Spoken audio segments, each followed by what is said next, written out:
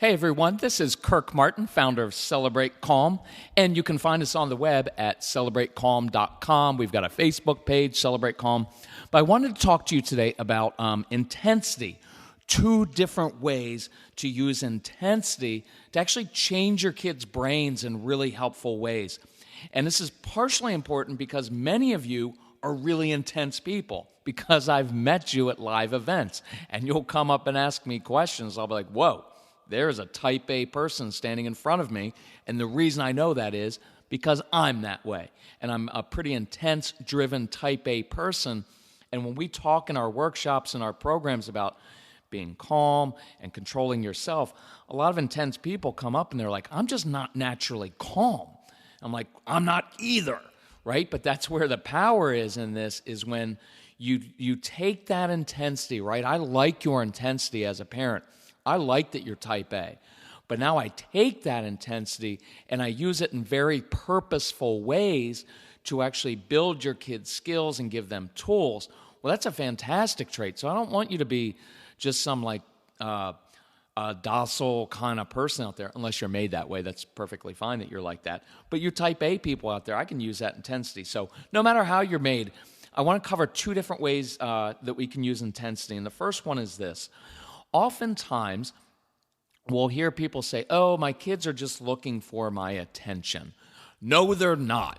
The kids don't want attention. They want your intensity, because the human brain is drawn to intensity. And wherever it gets that intensity easiest, it will begin to seek it. And unfortunately, this is what happens with most of our strong-willed kids who get in trouble a lot. They only get intensity when they do something wrong. You know, how many times do I have to tell, young man, look at me when I'm talking to you, right? And you can feel that, right? Because when they do something wrong, here's the message we send. Oh, young man, you've got my full attention right now.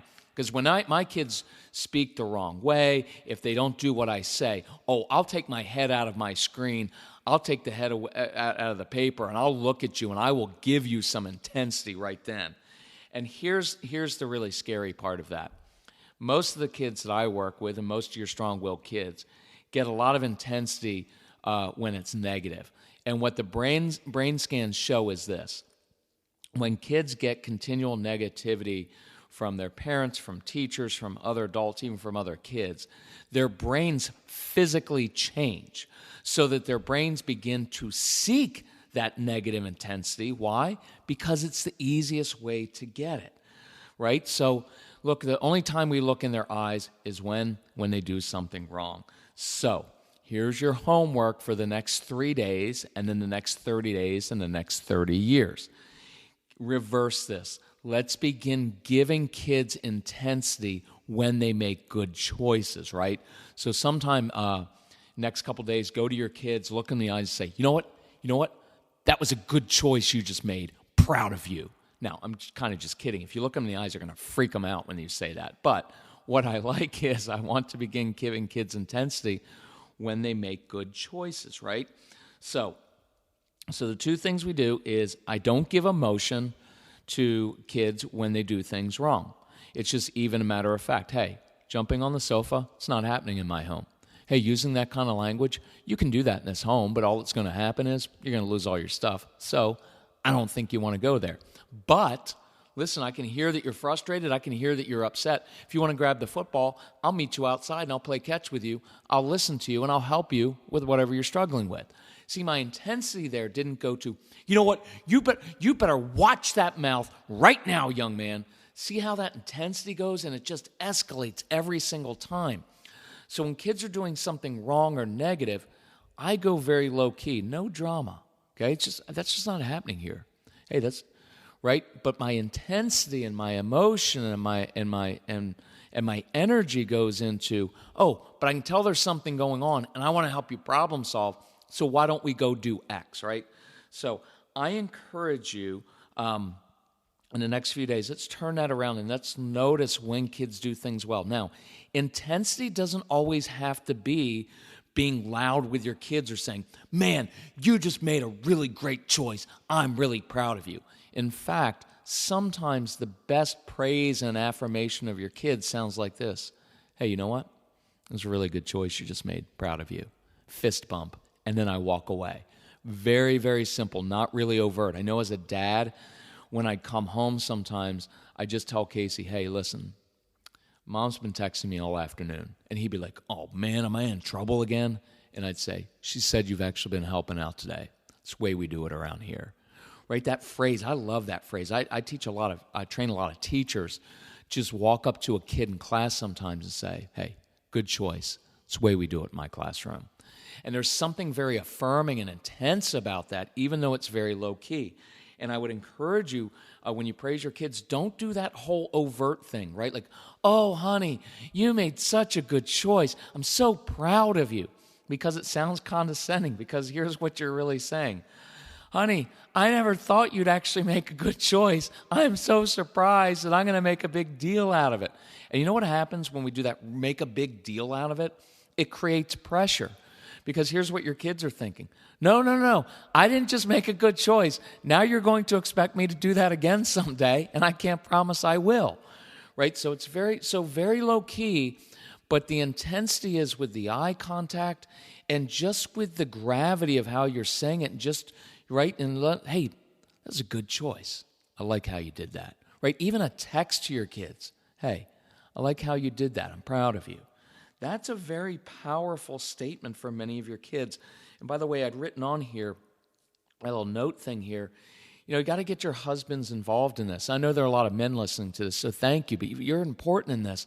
And a man's affirmation and intensity is really important, but for most of us as men, it just comes out as yelling, what were you thinking about? How many times do I have to tell you? Young man, one more word from you. And all of our intensity is negative, right? And what happens is your kids won't come to you anymore, and they won't trust you because all you do is give them intense negativity. And I want them to come to you both as moms and dads because you guys have wisdom to help them. So anyway, next 3 days, let's use intensity in very positive ways. And remember, we praise for progress, not perfection, right? So I always use this at live events, and this is one of the reasons that I love doing live events. So make sure you email my son. It's Casey, Casey, at celebratecalm.com. Casey at celebratecalm.com.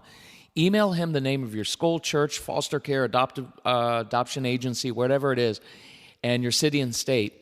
And that's all you have to do. And we'll know what you want. You want us to come speak. And we'll send you a one-page proposal that you can forward to your PTA, your principal, whoever it is. But the live events are very powerful because we can kind of script these things and we can show them. You can hear the tone of voice.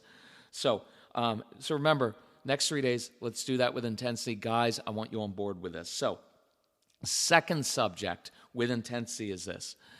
And this may only apply to a few people, but it's a very powerful tool, but you're just going to have to feel it out and experiment with it. And I trust you to know what's best for your particular child. But a lot of us have kids who get really intense when they get upset, like super intense, and you can't reach them. And just doing our typical, as you know, many of you know, we do this motion changes emotion kind of thing, and you'll hear that on our audio CDs. You'll hear that thing, and it's very effective doing push-ups and coloring and building with Legos and playing catch with a football and dancing and listening to music, all those things to calm kids. But this is the one I want to focus on today.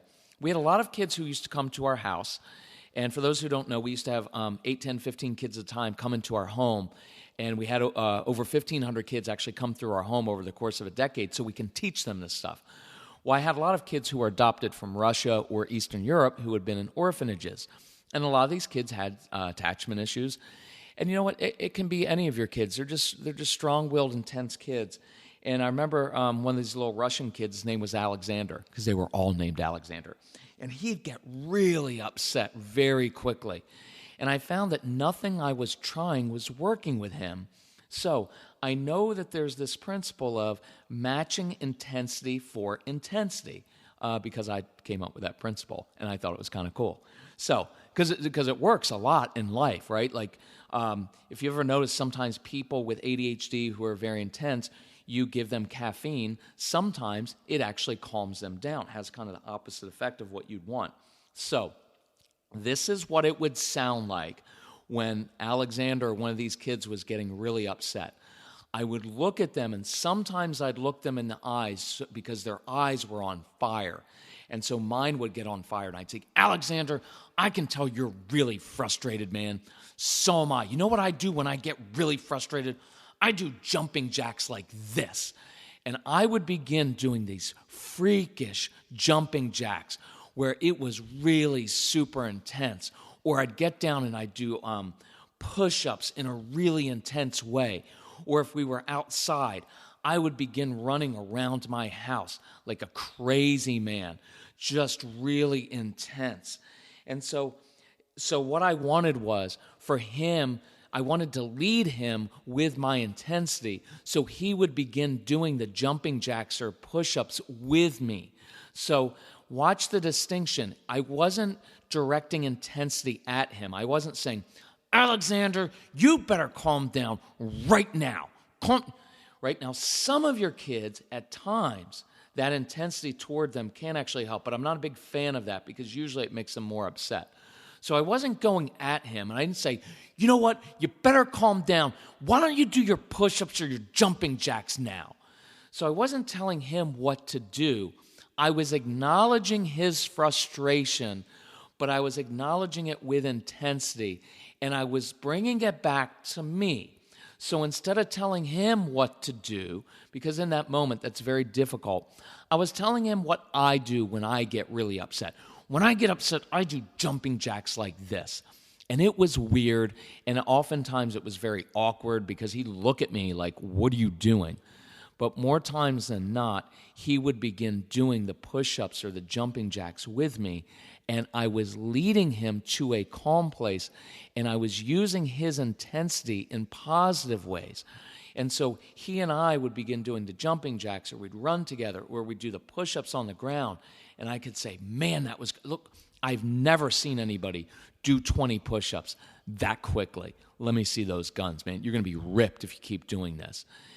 And I was giving him something else to do, a different way to use intensity rather than yelling and screaming and hitting other kids or hitting at me, which he would occasionally do.